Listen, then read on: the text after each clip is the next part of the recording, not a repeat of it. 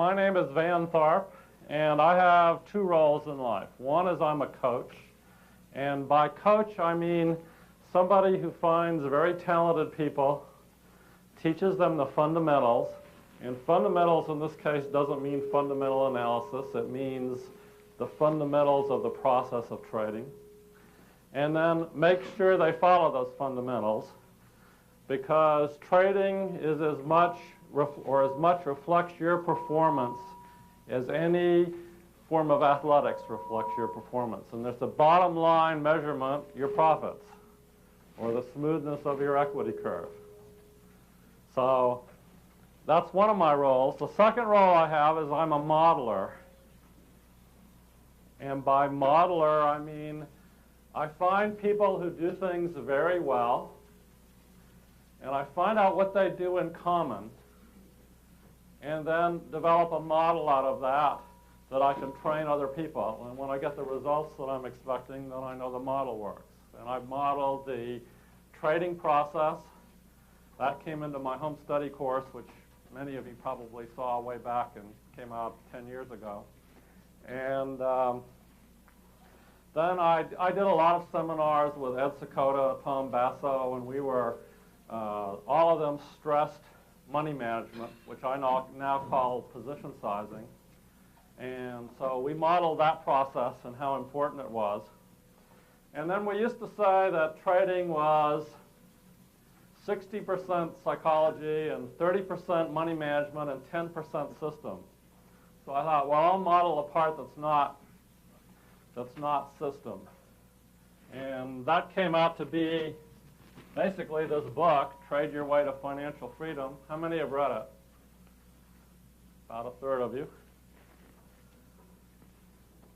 And for those of you who have read it, you'll find it's quite psychological. A lot of the people have biases to do all of the wrong things. Now, I was in the original Market Wizards in 1989. How many of you have read that? A few more. Then, if you haven't, that should be your first read. And at that time, I'd worked and interviewed people like Ed Sakota and Richard Dennis and Marty Schwartz and a number of others. And I knew how they thought, what the process was for trading. But my goal at that time was to produce people of that quality. And that takes a while. I mean, you don't go out, apply the model. You have to have a long track record. And not only that, you have to have a long track record with a fairly substantial amount of money. If you don't have any money to begin with, it takes a while to get up to that, and then you have to have a fairly good track record after that. Well, I've got people now, I've got several stock traders with well over $1 million who are making 100% a year. I have an arbitrage options trader who I worked with in 1987, and he made well over 50% a year for 7 years while he was doing that particular business, and I think he had 2 losing months in the 7 years.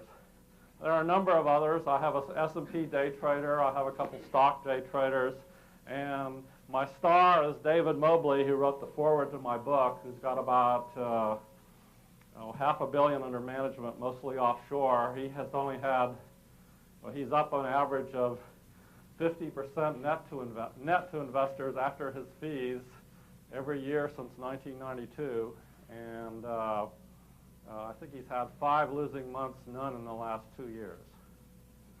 So that's where I was, and now and at this point I don't need to, I trade my money with my traders. In other words, I have a substantial amount of money with them. They trade it. Since they're earning those great rates of return, I don't need to work anymore.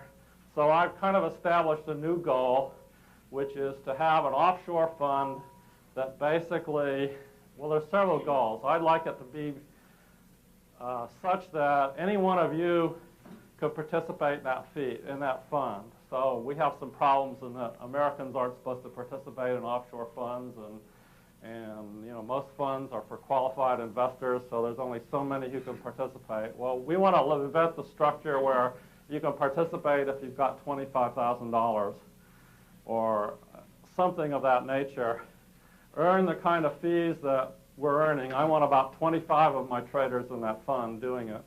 And my profits, I want to go to charities that sort of figure out or transform how people think, because that's what I'm all about. And that's what this talk is all about. It's all about transforming how you think, and it's all about the differential, and the discipline that comes, that's essential for the trading process. In a way, it's a continuation of the first talk. How many were in the first talk? Well, what we did in that seminar was we played a game. Took most of the seminar, but we played a game, and all I did was draw marbles out of a bag. And 60% of those were winning marbles, 40% were losing. There was a 10-to-1 winner and a 1-to-1 loser, and what it represented was a system. And the point, I divided the room into 3 groups, and each group had a specific objective. This third was to make as much money as I could, and I wanted at least a third of the room to go, or half the room to go bankrupt. And this third, their goal was to make, to double their money. And this third, their goal was not to lose any money.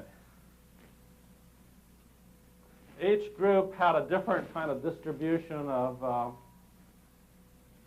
final equities. We didn't assess all of them, but it was pretty clear that generally they were following the thing. And the interesting thing is, except for the zeros, the people who went bankrupt, we assessed 30 people. Every one of them had a different equity at the end, and they all got the same trades. So there are only 2 factors involved.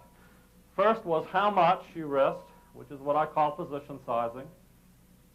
And the second was the discipline involved in following the system and doing whatever it was and not getting crazy. Well, this talk is about that second phase, which is the discipline.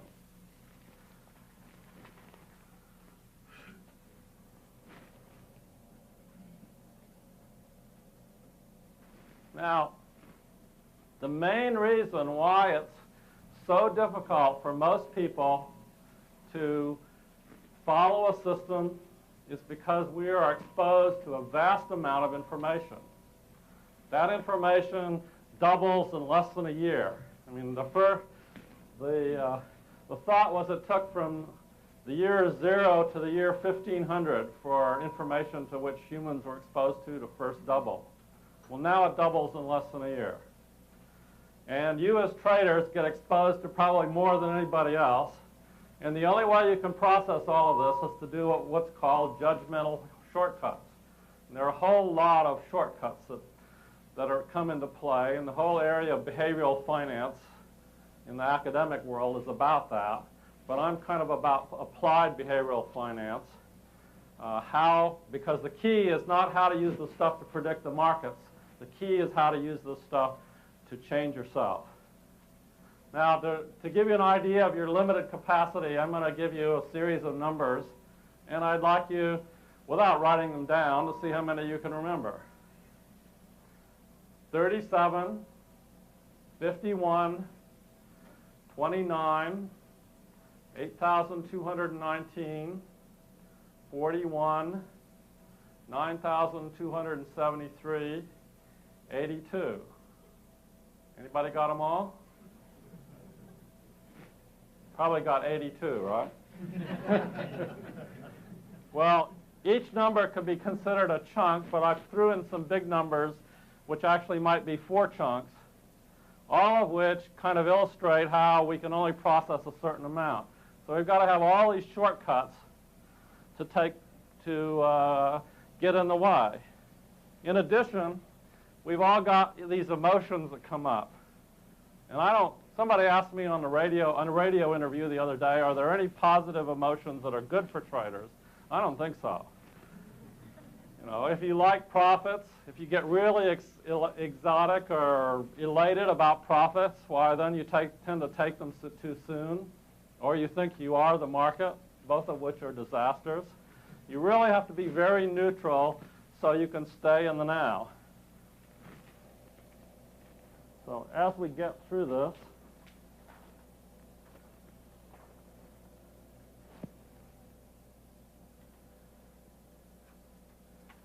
My overall model for successful trading is in this inverted pyramid here. At the bottom, I've got what I call inner strength. It's kind of like being very clear. It's like allowing yourself to go with the flow and not get anything in the way, such as all these judgmental biases that we were talking about. So everything kind of filters through this. And this is kind of the area we're going to focus the most on in this talk.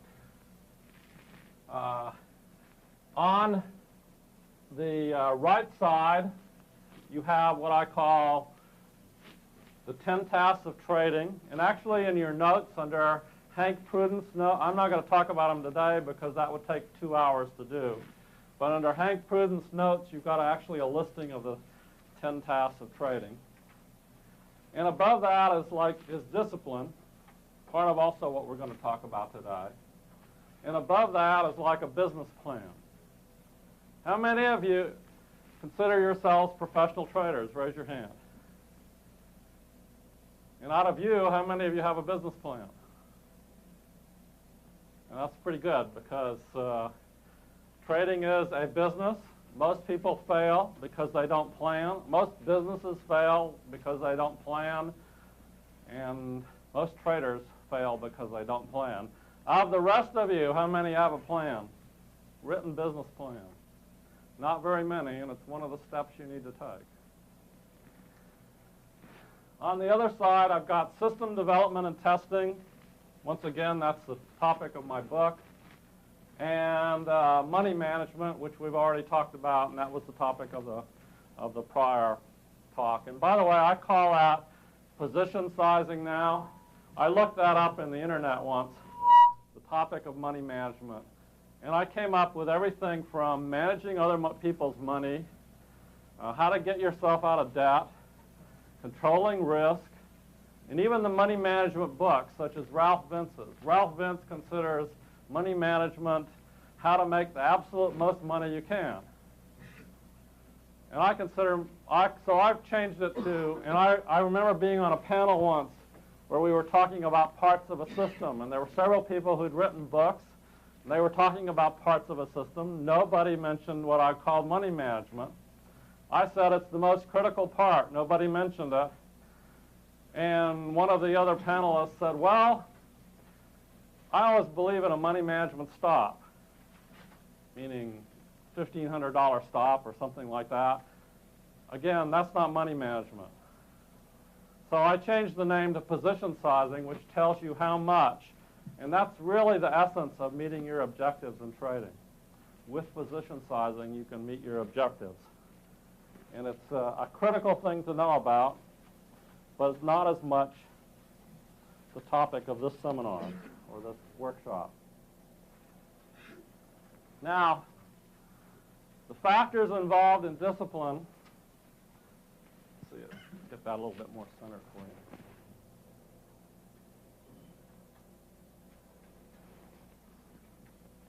The most important factor, I'm continually asked, what's the most important factor of great traders? And to me, it's responsibility, or a topic that I call respondability.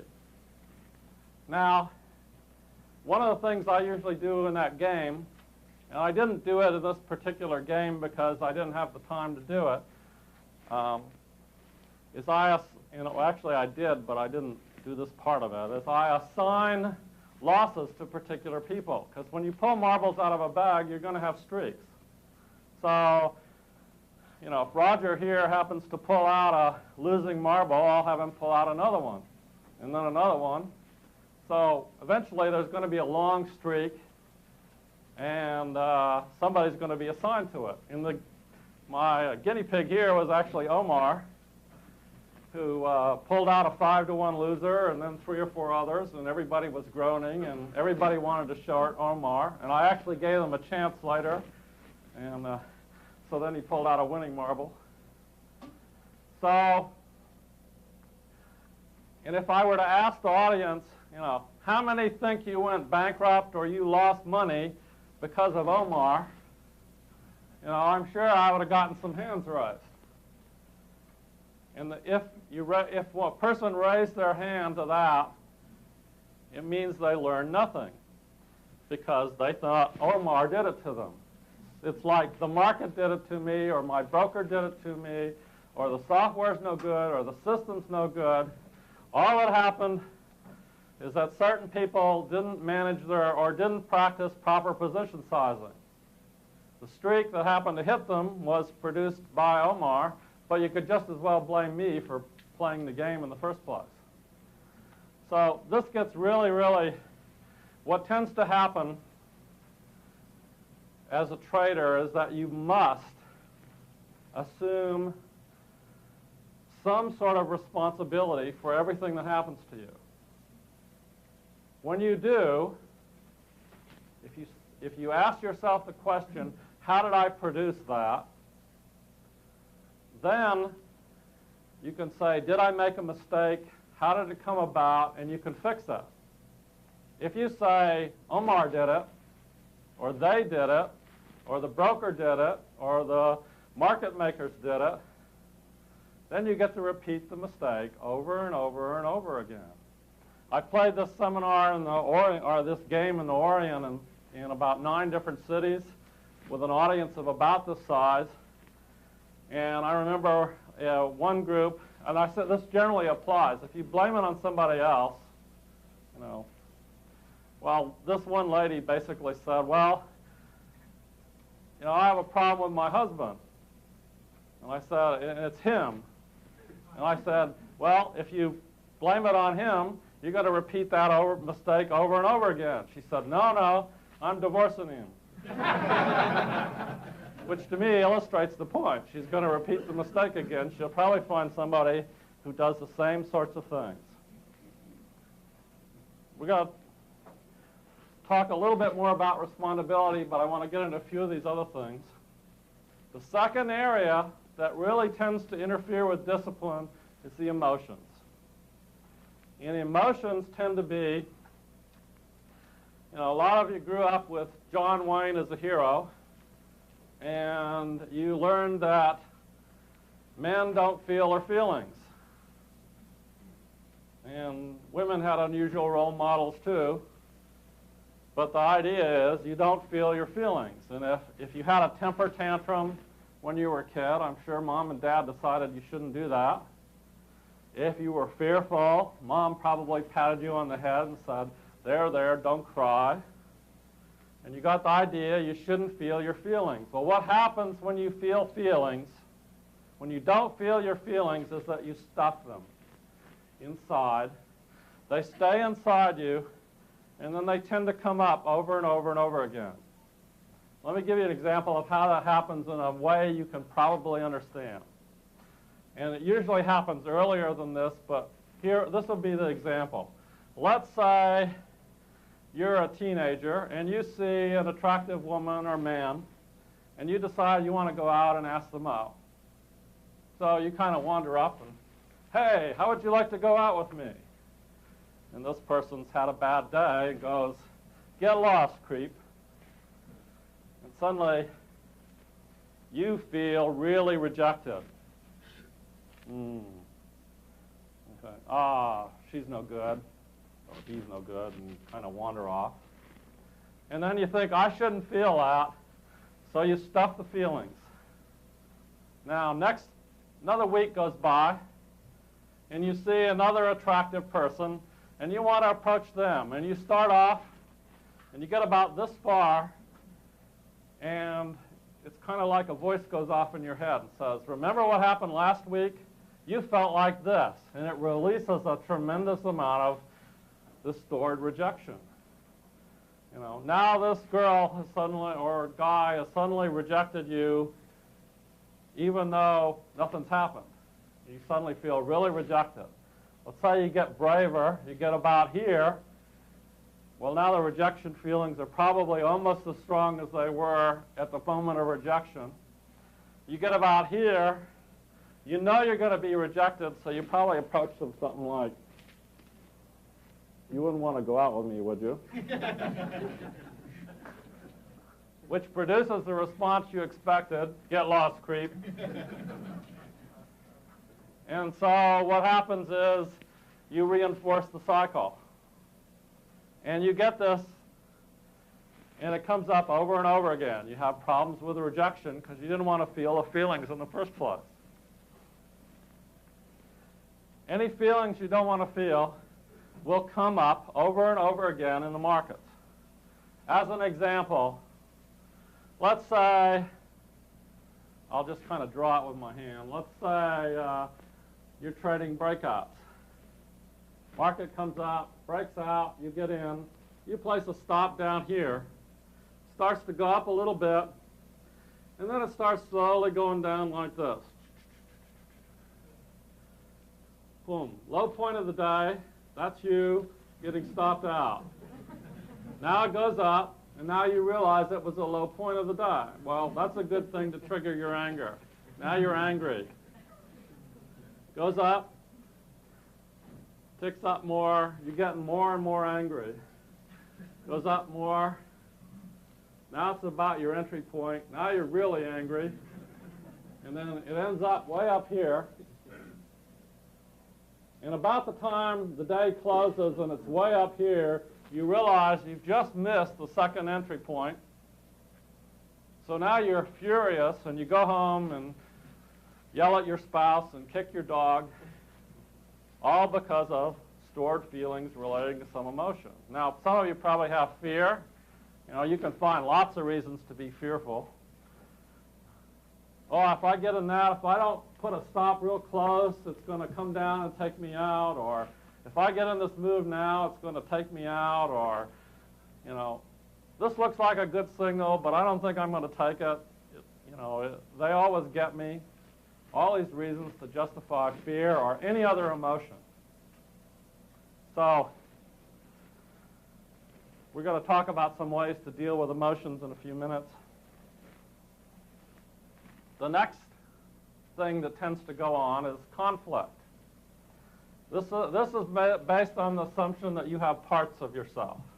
And every theory of personality that I know of assumes you have parts. Freud says we have an id, ego, superego, and certain psychosynthesis assumes we have thousands of parts. Well, I let you assume you have whatever parts you think you might have, which is like roles you have in life, feelings that come up. You know, that rejection feeling I illustrated could easily be a part that's talking in your ear. Now, what happens is, here's a common example. Let's say you have an excitement part. And your excitement part, you know, somehow you tend to suppress excitement and you don't go skydiving and hang gliding and things like that. Or maybe you do, but you don't get enough. Maybe that's once a month, and this wants action every day. So it goes into trading. And you could watch your screens and the little blips, and, oh, it's going up, buy. And then, oh, it's going down, sell. Buy, sell. Well, good trading tends to be boring. I don't know how many of you agree with that, but it is. Good trading tends to be boring. And if you're really into the excitement, you've got to find some other things to do. In a case like this, if you recognize how a part of you like this is sabotaging yourself, give this part other things to do that aren't quite as disastrous for your financial well-being. The last area I will cover just briefly is what you believe about yourself. It's kind of the bottom of the hierarchy. Let me just show you a figure that's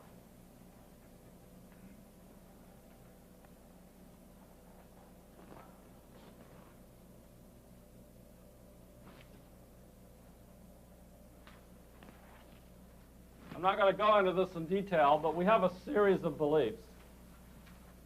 And beliefs about the environment, well, most of what I've said so far in this talk has been environmental beliefs. There's lots of them. There's beliefs about your behavior, you know, which might be, if I bang this desk, Richard will his hair might stand up on end, especially if he isn't expecting it. That's just an environmental belief I happen to have. Capability belief. Are you capable of doing something? If you believe you are, then you have a chance. If you believe you aren't, you won't even do it. Value, what's important to you. And then down here is identity beliefs. And this is what you believe about yourself, and most importantly, it's how worthwhile you believe you are.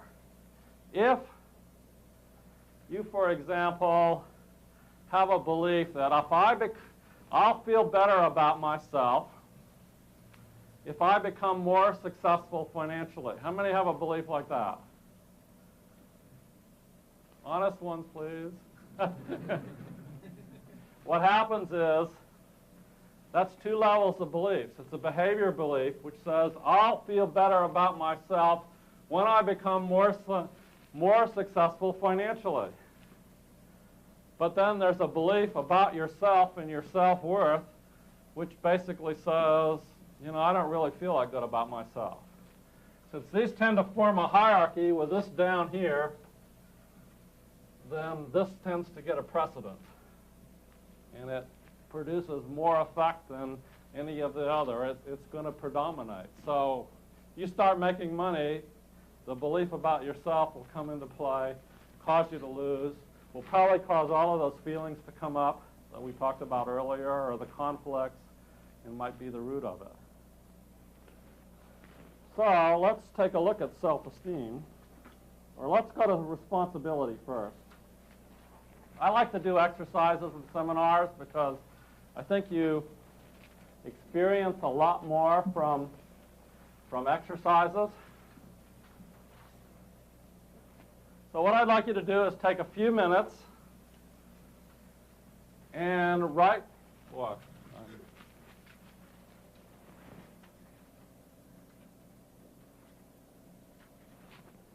Write down 3 of your biggest trading problems, and maybe 3 of your biggest life problems.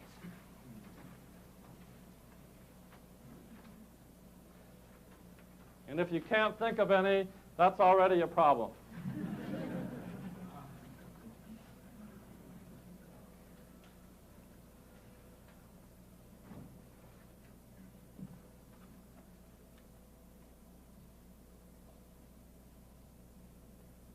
So those of you watching on the tape can do it that way. Just take some time. 3 greatest trading problems, 3 greatest life problems.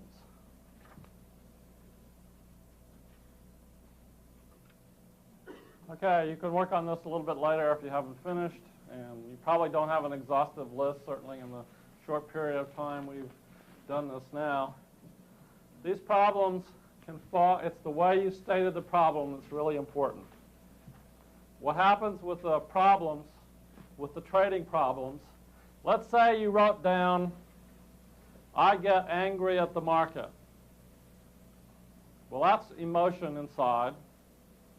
You can fix that. I'm fearful, can't pull a trigger. That's emotion inside. You said, I don't have a system. That's blaming it on something else. They get me. Floor traders get me. I can't find the right setup. Whatever it happens to be, you're going to find that generally your answers fall into 2 categories. One of them has to do with something happening inside of you. So look at each of your answers and see whether it's something happening inside of you or whether it's something outside of you. If it's something happening outside of you, start thinking about how you produce it, because then you can do something about it. Otherwise, you're doomed to repeat that for the rest of your life until you figure it out. And the example, again, is the lady who wrote down her spouse. Her spouse is the problem. You know, she's going to find spouses who are problems for the rest of her life. Now, I'm sure none of you wrote that one down, since I already used that as an example. But if you wrote down, my spouse presses all my buttons, or my spouse makes me angry, or my spouse does this, then it's stuff inside that's you, that you can work on. And then you can change those things. Sometimes it's a slow process. In fact, to me, one of the most valuable things you can do as a trader is to continually monitor yourself for how you are, what is it about you that's producing your results. And when as you discover that, it opens up a whole new world because, there are things that seem to be like acts of God that happen to you. Good example, we ran a trading school about 8 years ago, and we screened 200 people to get 20 people into the school. And I did, in the initial part of it was a phone interview, and then we did a 2-day seminar as a screening process. And one of the key things I was looking for were people who were really ready to own their results. We had somebody in that class who was quadriplegic, could barely use one hand, and it was the result of a football accident. Now, he was really upset at this idea of responsibility because it was like, well, there's no way I produced that football accident. It just happened to me, and now I'm a victim, and I'm in this wheelchair. But he started thinking about it. He didn't get accepted into the school, but he started thinking about it. He did some consulting work with me later, and he said to me later on that the most freeing moment in his life was when he decided that in some way he was responsible for the football accident. He set himself up mentally. He was ready in some way for that kind of thing to happen. When he made a shift internally to decide that in maybe even just a little small way, he was responsible for it, the real shift was because now, for the rest of his life, he was now in charge of his life. He could create it as opposed to being a victim. And the first thing he did after that is go out and get a handicapped dog that was designed to perform certain tasks, like roll him over in bed. He didn't have to have a nurse to do that. He became more independent. The dog would do it. The dog was very smart. He could train it to do all kinds of things. Trained it to go into the refrigerator and get him a beer. So suddenly he had a whole new control over his life simply because he adopted this whole area of responsibility. And when you do that as traders, begin to think that everything that happens to me as a trader, I somehow created, even if it's just your response to it, you're on the road to turning around to becoming much, much more successful.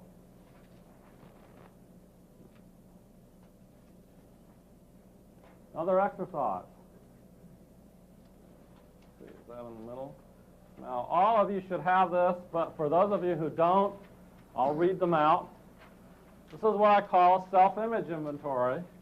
What I'd like you to do is rate each of these 10 items on a 0 to 4 scale. 0 being it doesn't apply to you at all. 4 being it applies to you very strongly. It definitely applies to you.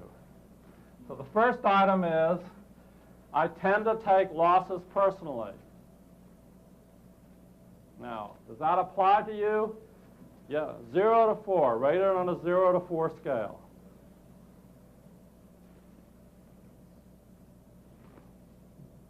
Second item is, when people give me gifts, I tend to feel uncomfortable, or I need to give them something in return. Rate that as 0 to 4. Number 3, I tend to blame others for what happens to me or for my problems. 0 to 4.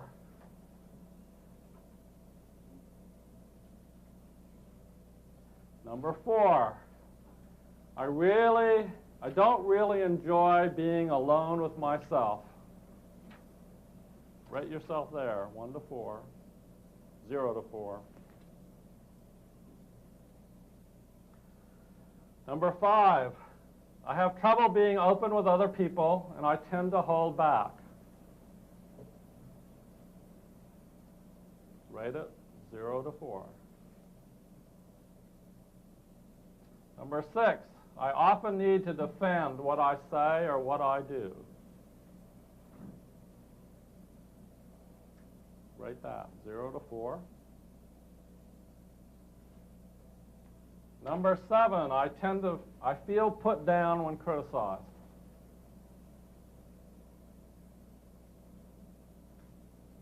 Zero to 4.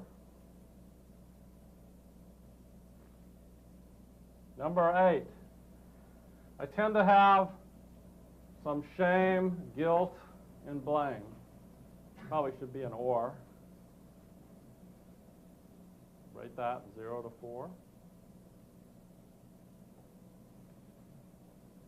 Number 9, I get jealous about the good fortune and success of other people.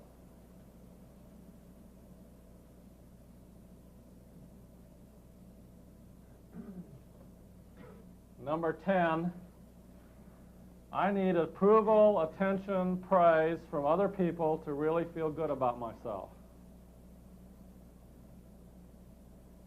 Rate that 0 to 4.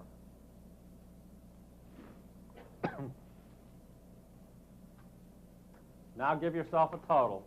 Total your answers, 1 to 10.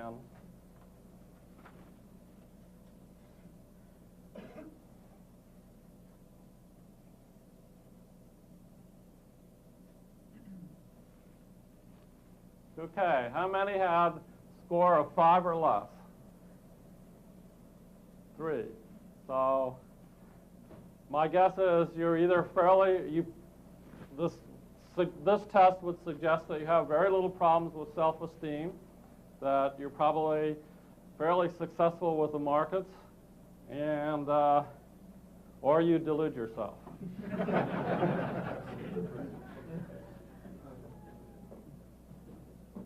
The first person I gave this test at a talk before the Managed Futures Association meeting in Las Vegas maybe 10 years ago.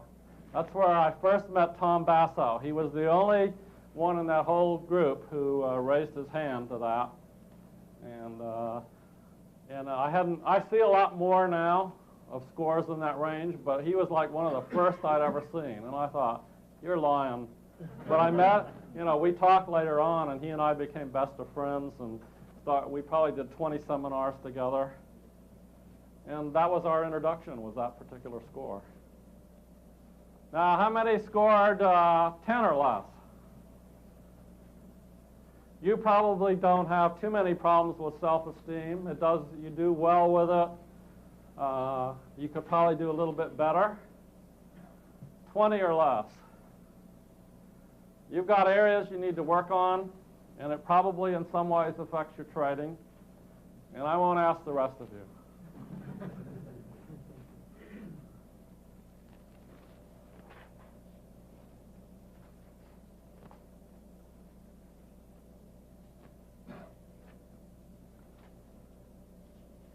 Okay. How many of you read the last chapter in Market Wizards, which was mine? And how many of you remember a technique there, or that I called the wizard technique? So one person raised their hand. That's a technique that I wrote at the time that's very good for controlling discipline or controlling your mental state. It combines a whole lot of things. But I found most people who read that book tended to skip the last chapter. And if they skipped if they got that far, they didn't remember that particular technique. So what I'm going to do is illustrate the technique, and it's something you can use, and we'll talk about the elements that are involved in it. Omar, can I have you as a volunteer? It'll be great for you. We'll use you as your seat now. Can you remember a time when you were really stressed as a trader or in anything else? Yeah. Okay. Well, remember that time. Get into it and act like you're in that situation. Remember what it was like, because we're going to show you how to get out of it. So remember what it felt like. Got it? Okay. Now, what I want you to do is get up. Stand up. I want you to walk over here. Turn around. And I want you to look at Omar. No, this way. I want you to look at Omar sitting in this chair in that particular situation. Now, what does he look like? He's pissed off. He's pissed off. So what does a person who's pissed off look like? What's his posture like? Leaning back, shaking my fist sometimes. Okay. You're kind of gritting your teeth there? Yeah, and saying a few words. Saying a few words. What's your breathing like there when you're in that position? I'm not really sure. Probably don't breathe. One of the things people do. Now, what I'd like you to do is to imagine either, can you think of a great trader who might be in that same situation and how they'd handle it? If you can't think of anyone in particular, make one up. It's either one works. I'm sure they're very cool and calm. Okay, well, imagine one there and see what they look like in the same situation. Okay, I just see them reacting instead of watching. Okay, now go back and sit down and be what they would be like in that same situation.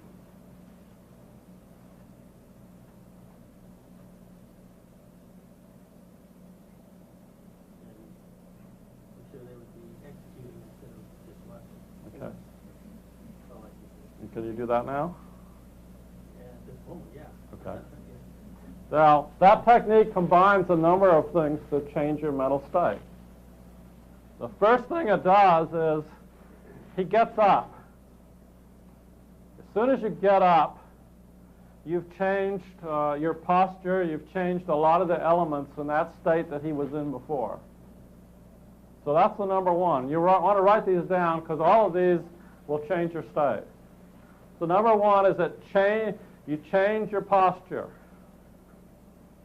The second thing he did was he went over here and he started looking at himself in that situation. It's called dissociation. When you're dissociated, you're much less emotional. You can be much more objective. So he automatically went from an associated state where he was really into being mad to dissociated where he was watching himself. Both of those are enough to change your state. Number three, he then modeled somebody else. And it doesn't have to be a real person. You can fantasize a super trader. Tom Basso used to fantasize a super trader. So you can have anybody you want be there in that particular position, or it can be somebody you know. It doesn't matter. And you look at what they would look like. Then, and be really observant of what their breathing would be like, what their posture would be like, what their facial expressions would be like, because it all makes a big difference. And then you go assume that position in the same situation. Now this is something you can, if you adopt an attitude of being responsible for what happens to you, then the first part of that is to begin to notice when you're in this kind of state. Most people are just in it. They don't realize they're in it. They're just in it, and it's controlling them. So the first step is to say, oh, I'm doing that thing again. Or this is what, you might say if you look at your trading problems, reframe them in terms of what you do, which might mean I get into that state, and then begin to notice when you get into that state, because then you can do the same exercise. And it's one of the most powerful exercises I know for immediately changing your state, because it combines all of those things. Now, one last aspect of this is one of the tasks of trading. It's one of the most important, and it's a task that I call mental rehearsal. Every top athlete that I know of does extensive mental rehearsal before the game they're playing or the situation they're playing. And mental rehearsal is something you should do. I'll give you one example. I don't have a lot of time to cover. I want to give a few minutes for questions. But Jack Nicklaus, for example, gave his whole strategy for playing golf. It was extensive mental rehearsal. He said the first thing he did was he imagined the golf ball landing where he wanted it to land. And then he looked at the flight of the golf ball that would cause it to land there.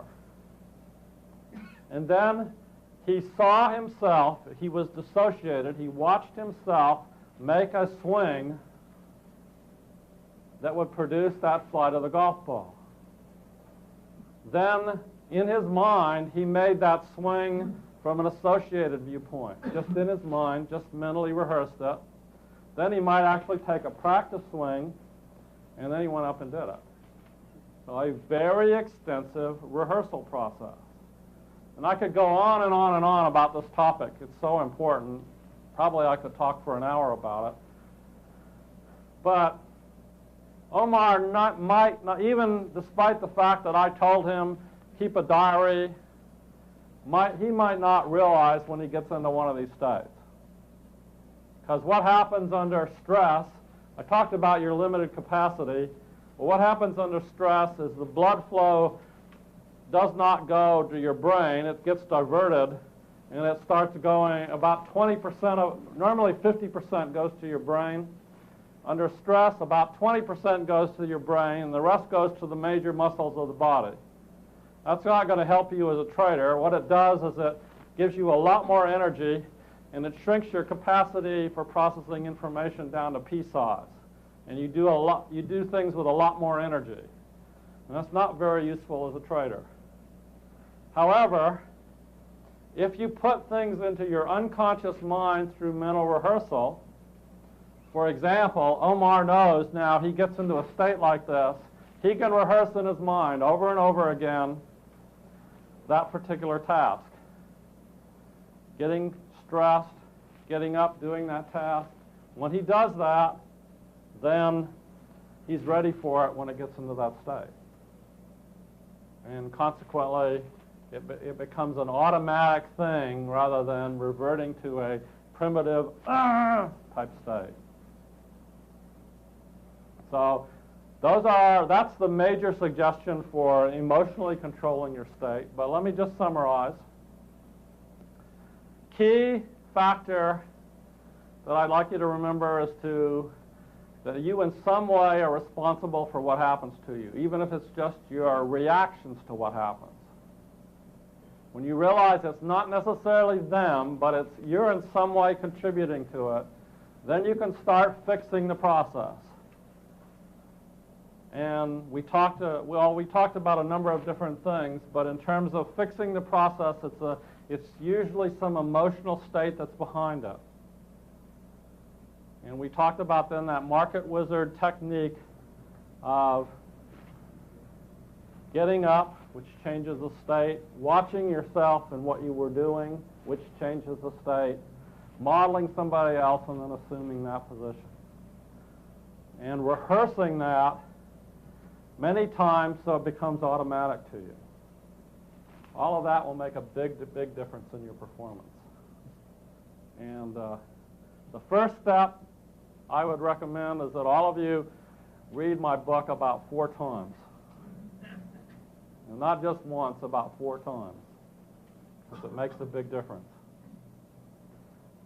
And then that gives you kind of a foundation in which you can apply some of these stuff. Because many people, I find, aren't actually doing what I call the fundamentals of trading. They're doing other things.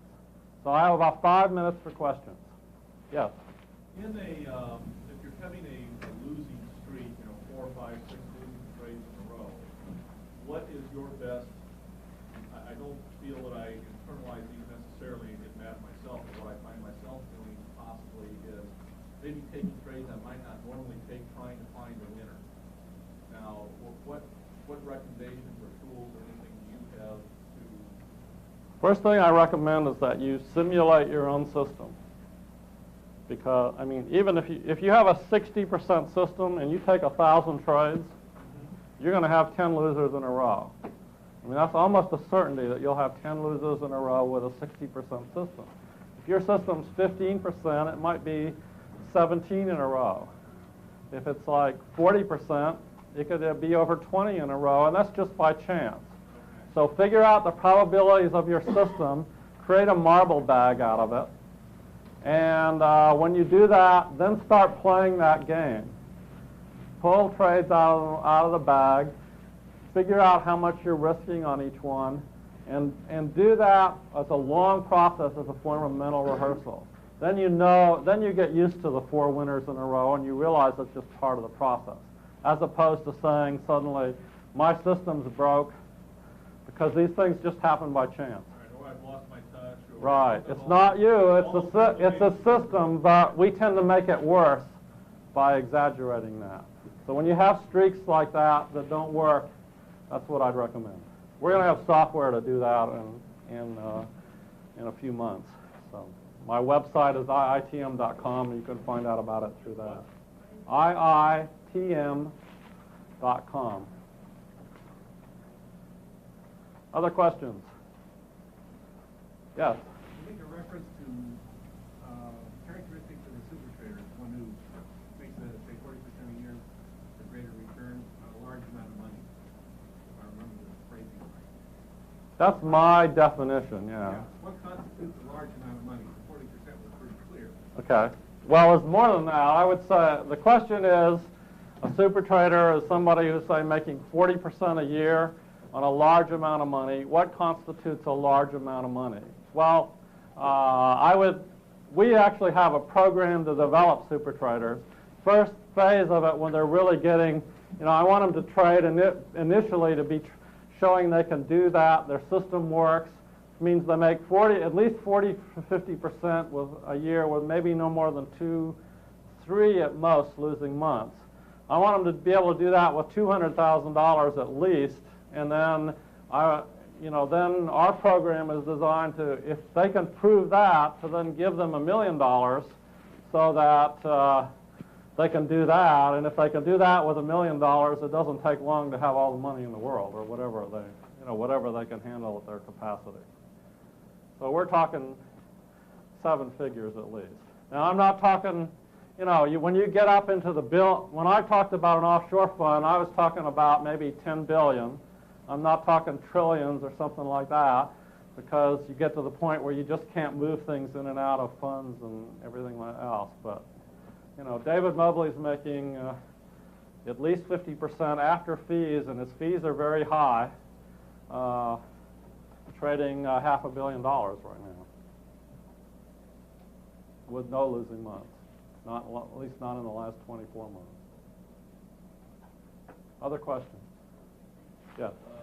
You were talking earlier about feelings and if they can get blocked and things like that. Obviously, there are varying levels of intensity of feelings. Can you speak about discharging more intensely than less? Okay. The question had to do with discharging feelings, that there are various levels of feelings, some very minor, some more. Well, I'll actually give you a technique. If you've got a feeling that tends to dominate your life, for example, if you are if you've lost somebody close to you and you're going through grief or something like that, and you notice you're doing this 16 hours a day, you have this feeling, what I would suggest is that you go to a neutral spot, like a park bench or something, sit down and say to yourself, all right, I've been doing this 8 hours a day, I'm going to really do it for an hour. So you sit down on the bench and you really feel the feelings. And I wouldn't get into the story behind it, but just the feelings. What's the feeling like in your body? The story tends to exaggerate things, and it's not as significant anyway. Get into what You know, if it's anger, what's the anger feel like? Really get into what the feeling is itself. And then just start feeling it and feeling it. What'll happen is you'll get bored. You know, after 20 minutes, you might be thinking, I have to do this for an hour. And if you do it for 40, it might even tend to go away. Got to keep your agreement, do it for an hour. And you got to do it for at least a week. But if it goes away after 40 minutes, and the second day you only have to do it for 40 minutes, and by the end of the week it tends to be just disappear. So that's what I'd recommend for really strong feelings. Yes, in the back. Define behavior finance. The question was to define behavior finance. Behavior finance is really a new area that the academic world has gotten into. It says that we have these judgmental, there are a lot of psychological studies with dealing with various biases that people have, that we have these biases, and the academic world has used it to say, okay, markets are no longer efficient because people aren't efficient, so we're going to use these studies of inefficiency to figure out how the markets are inefficient. It's a new area. Now, that's not going to work. It's not going to be any better than what they did before, because what you've got to do is look at how these inefficiencies apply to you. When you do that, they're studying the right thing, but they're studying it in the wrong way. Yes? Are there any common traits? Well, I could probably go on forever about it, but I would say the most important, I'll give you three. Number one is they take responsibility for their results. These are the common traits of super traders. Number two, they practice all these disciplinary sorts of things. And number three, they design a system that fits their personality, and they simulate it over and over and over again. All right, one last. I'm told to cut, so. You talked about a trading business plan. I have written one, but I've never seen another one to know what one should look like. Is there any place you know of that you can go to, a website or anything that might show what a trading plan should We look will like? have it one of these days because I'm requiring it of people in our Master Trader program, but we don't have it yet. I'm going to have a software that shows that. My last volume of my home study course does have the elements that should be in it. Oh, is that in your book? No, it's in my home study course. Okay. Look at my website. Okay. Thank you. Cary, North Carolina. Okay, Jim.